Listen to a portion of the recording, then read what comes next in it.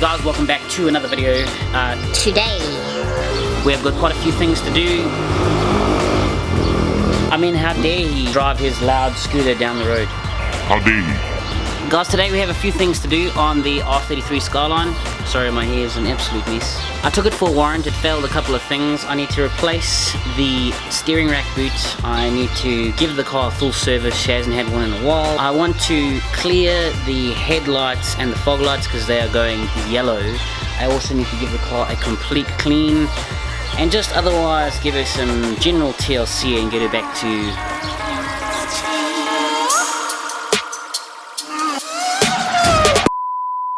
If you guys didn't know, I stream.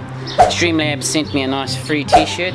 That's like the first sponsored thing I think I've ever received, so woohoo! Anyways, so we're gonna get into the video. First things first, I'm probably gonna fix the issues that need to be done so that she can pass a warrant, so that I can legally drive her around. And then we're gonna carry on with the other servicing stuff like oil change, spark plug change, oil filter, brake pads, I don't know, and some other bits and bobs that I have to do. So anyways guys, I hope you enjoy the video.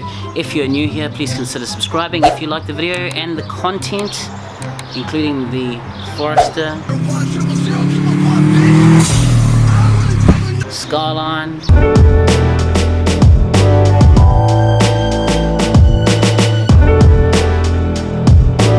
the fitness,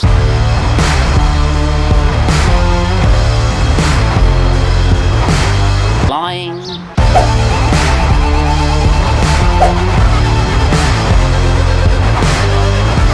consider hitting the thumbs up button, and let's get back to the video.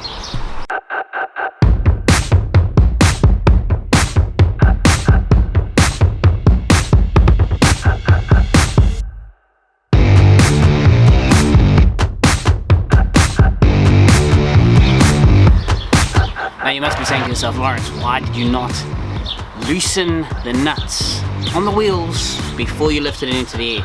Well, that, my friends, is why we have air tools. Air tools are like the elixir of life. They're amazing. If you don't have some, like, just go and get some cheap ones. They're awesome. Anyway. Okay guys, so very important, make sure that you always put your car onto jack stands. Don't ever work underneath the car if you're only using a hydraulic lift. Make sure you always put it on stands, and as you can see, I've actually put this on the subframe of the car instead of the outer rails, just because I don't want the outer rails to bend potentially, because this is almost 30 years old. So the subframe is definitely strong enough to hold the car. So underneath here there is a skid plate to protect the sump, so we're going to take that off first. This is going to be like one of the only Skylines I've seen that still has this plate, and it's actually in pretty good condition, which is pretty amazing. So let me get this off. I think I'm going to use the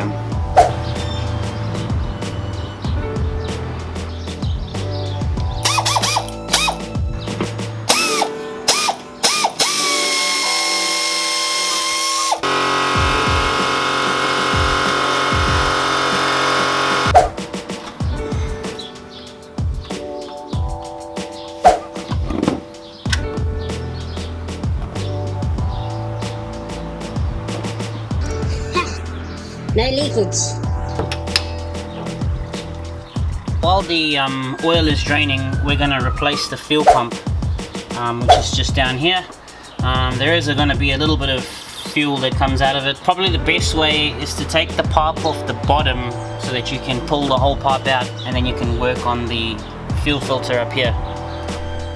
So guys, that's a fuel filter. It sits in this little holder over here. You'll see it's connected up here to the fill rail, and down there you can see that there is a screw at the end of that line down there, and we need to undo that, pull the pipe off, and then we can pull this whole thing out in order to work on it. So that's what we're going to do now.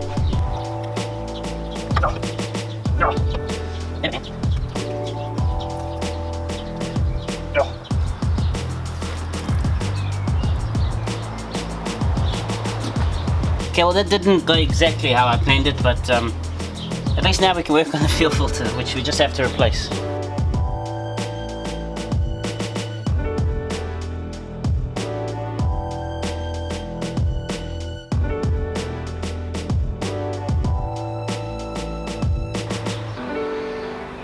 Now just be very aware that when you put this fuel filter on, it is a one-way filter. It has an inflow and an outflow. Out is labeled over here. See? Easy peasy. These clamps, make sure you don't over tighten them. All they have to do is squeeze the tube enough so that it doesn't go past the little rib at the end of the fuel filter nozzle. If you make it too tight, you run the risk of actually cracking and splitting the tubing, which is going to cause issues. So, done. The fuel filter is definitely one of the filters that is always overlooked when doing a service, especially when guys do it by themselves. The other one is the air filter. It makes a huge difference to the efficiency and how your engine breathes, so we're going to replace that as well. So if you have a look at this air filter, you can see it's really dirty. Definitely needs a replacement. That's nice and clean.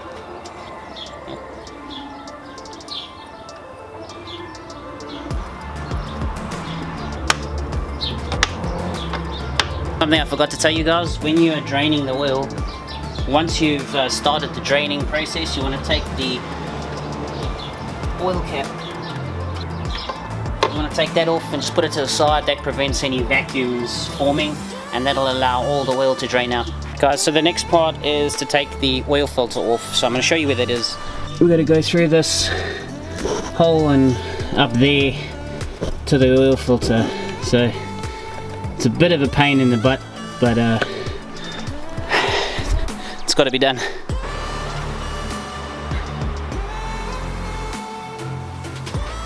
Alright guys, so we got the oil filter out. That's what it looks like. It's a bit of a Houdini act to get inside there really. The oil is quite dirty, but we'd have to cut this open to make sure that there's no metal particles in, but we'll do that later. So this is the filter that I'm putting back into the car. This is a Ryco oil filter.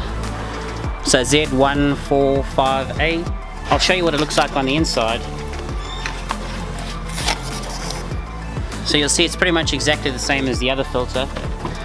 Obviously Ryco, much better brand. Okay, so what you want to do is you want to take this plastic off, and then you're actually going to take some of the old oil, put it on this ring here. Okay, and what that's going to do is it's going to allow this ring to slip nicely as you turn on the filter. This is actually the easiest part because you only need to make it finger tight, so you just keep turning. When you start to feel pressure, you just go another quarter turn, and that's it. Right guys, last thing to do before you actually put the oil back in is you need to replace the washer on the sump plug. So take the washer off, and you'll see that they've actually put an aluminium washer on. Now according to the manufacturer's book, this is supposed to be a copper washer, so already incorrect. Now this here is a sump washer kit. What you want is for it to sit nice and flush.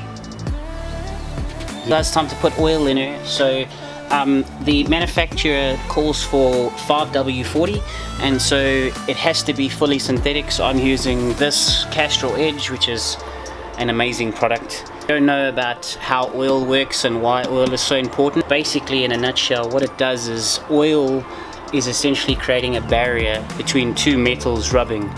Metal rubbing together is not good, and so the stronger the oil, the stronger it is under pressure, under heat variances, the better. And obviously Castrol is one of the best oils you can buy, especially the Edge product.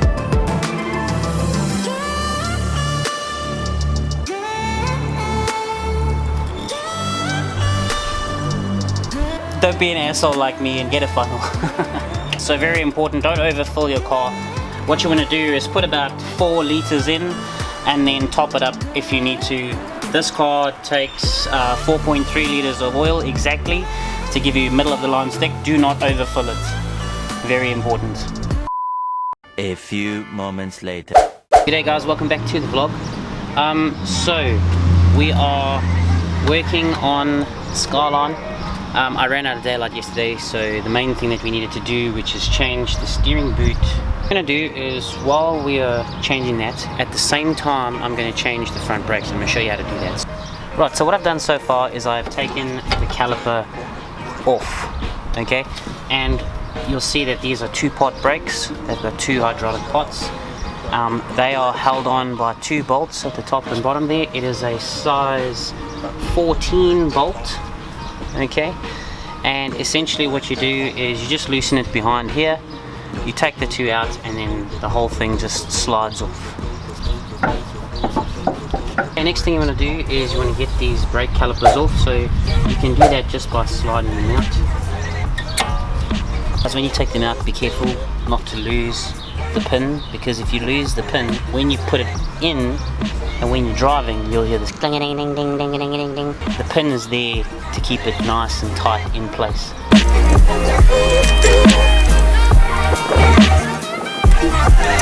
See that marked on the actual caliper itself? It says caliper inner.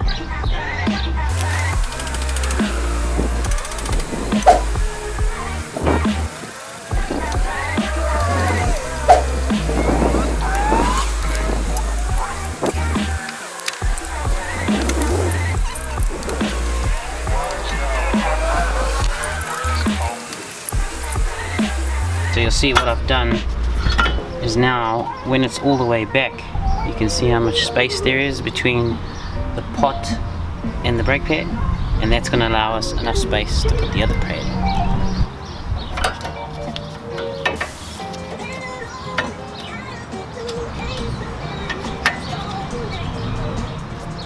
Nice.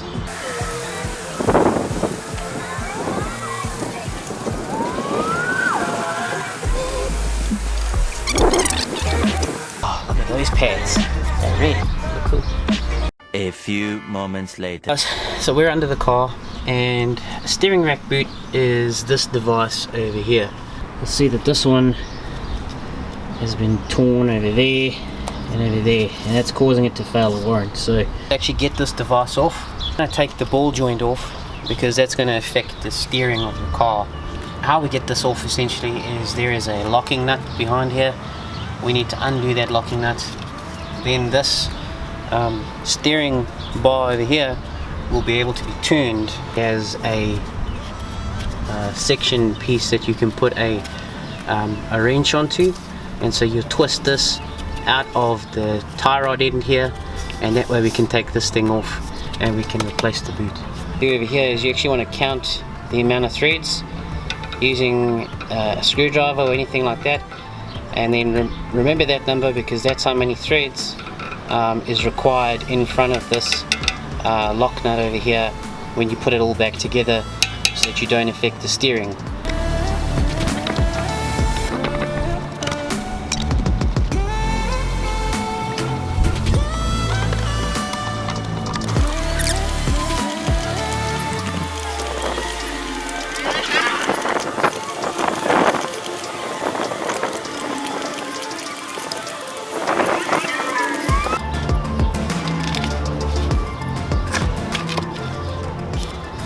She's busted. That all looks good, but that needs new grease. So I've bought specifically lithium based grease for it, and I'll show you what that looks like. So for the job, I've bought this Castrol Spherol LMM. So this specific grease is made for ball joints, constant velocity joints, anything that has a large amount of impact or friction and wear. This over here, we obviously have a lot of movement in that, plus that this shaft over here is moving in and out, and there's teeth across the top to pull it across left and right, and so there's a lot of friction that occurs in this area. Using a nice clean rag, make sure you clean out all the old grease as best possible.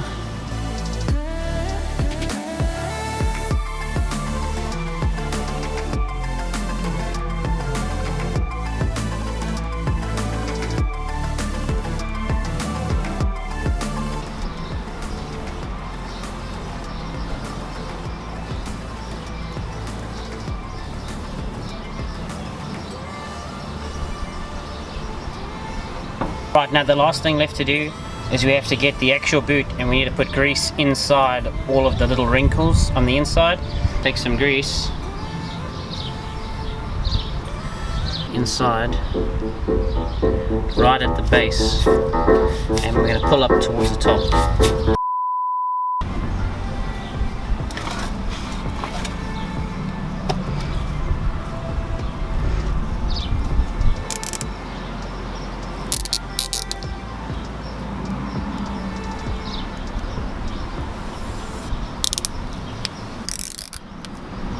Now just remember to put the nut back on before you start screwing the steering rack back into the tie rod end, otherwise you'll be cursing yourself.